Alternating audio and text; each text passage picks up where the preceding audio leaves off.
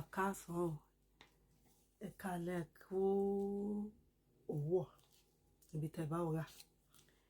Ó ní nǹkan tí mo kàn fẹ́ sáré ṣàlàyé o tó pa mí lẹ́rìn. Mo dẹ̀ ṣe rẹ́rìn ni ọmọọṣẹ́ mi náà dẹ̀ ń dọ́gbọ́n yín mi ní èékánná pé kí n jọ̀wọ́ ọ̀gá kí n túmọ̀ ẹ̀ fóun.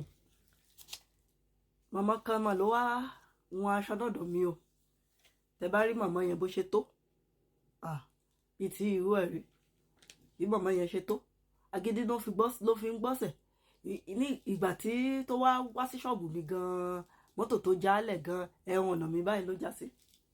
So nígbà tó wá ń lọ kò wá rí mọ́tò tó wá rí lọ́ọ̀kan tí wọ́n bá pè tó ní kọ́mọ ọmọ mi kan ọmọọṣẹ́ mi pé kó lọ bá òun dá mọ́tò dúró. Onímọ́tò yẹn wá ń retí pé kí màmá wá bá òun ní junction kó máa gbé màmá lọ. Màmá wá ń gbìyànjú pé kó po ìdà. Ó ní kó po ìdà kó lè wọlé síbẹ̀ yẹn kó lè wá gbé òun. Ni díẹ̀ bàbá lọ ń tiẹ̀ pé màmá ò tí ì ráyè.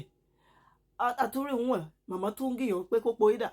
Ọmọọṣẹ́ mi wá ń yín mi léèkánná ìyẹn Josephine pé ọ̀gá kí ló ń jẹ́ po ìdà? Kí ló ń jẹ́ po ìdà? Kí ni màmá ń try láti gíyàn wọn? Èmi ò dẹ̀ mọ bí màá ṣe gíyàn pé po ìdà. Mo try láti ṣàlàyé pé tó bá ní kó máa bọ̀ ọmọ yẹn gan ọ̀fọ̀ ẹ̀ ò fẹ́ yé mi mọ́, ṣùgbọ́n ṣá mò ń try láti máa fi yìí gan kọ́ Yorùbá díẹ̀díẹ̀ lọ́wọ́ yín. Ẹ jọ̀ọ́ ẹ ṣàánú mi. Po ìdà ẹ bá mi ṣàlàyé ẹ̀ lédè Yorùbá kí n lè gíyàn.